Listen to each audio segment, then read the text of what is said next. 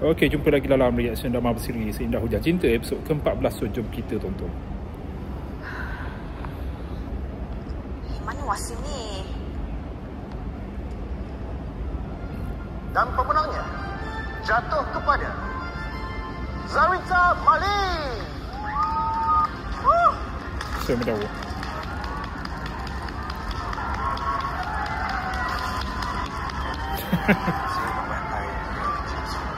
Dia punya tepuk tu macam bersungguh tapi nampak berlakon.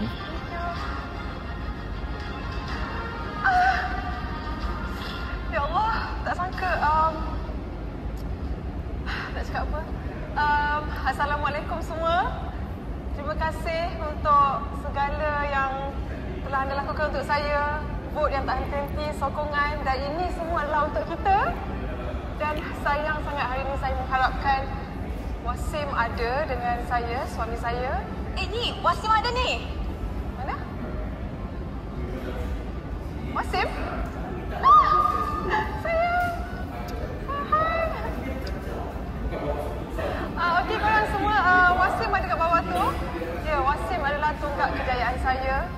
Dia tak pernah melarang saya, malah terus berikan sokongan kepada saya tanpa henti. Untuk itu, terima kasih sayang. Terima kasih juga kepada Mama, Abah, Miro, dan tak lupa juga Anissa. Anissa.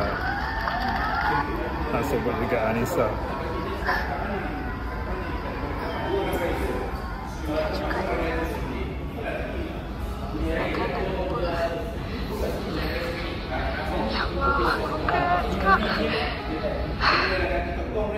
Macam gitu je semua watak kena beli dengan apa, kena beli dengan Zarita. Bagi ucapan sikit dekat majlis influencer, terus macam Anissa kata madu yang baik, gitulah. Paling menarik perhatian saya scene tadi ada Ikram Dizli sebagai penyampai anugerah. Kami juga tak nampak Ikram Dizli. Yang jelas bila Zarita menang anugerah tadi, masa dekat pentas, masa dekat podium, kita boleh nampak dah betapa fake ni Zarita ni. Dia maksudnya dalam ucapan tu orang ingat dia ni baik lah dengan semua orang. Ada ramai orang kesayangan lah. Sampai ke Anissa pun dia sebut nama tapi tak. Tapi itulah drama lebih. Sampai ke ingatkan depan kamera je dengan dekat pentas anugerah pun dia masih lagi fake, masih lagi berlakon. Tapi itulah Zarita. Dan apa benda yang dia buat tu semua untuk anugerah tu, anugerah dia menang tu, supaya reputasi dia tinggilah, makin dapat banyak job, makin banyak sponsor datang lepas nama jadi lepas dapat anugerah tu.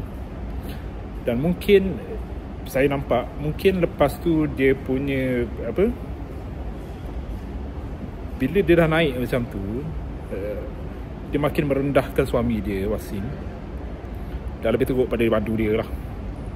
Ni baru permulaan ni, sebab sekarang ni episod 14. Dia 28 episod. So ada separuh lagi cerita pasal apa yang bakal kita tengok. Banyak lagi drama si Zarita ni. Ni apa lagi?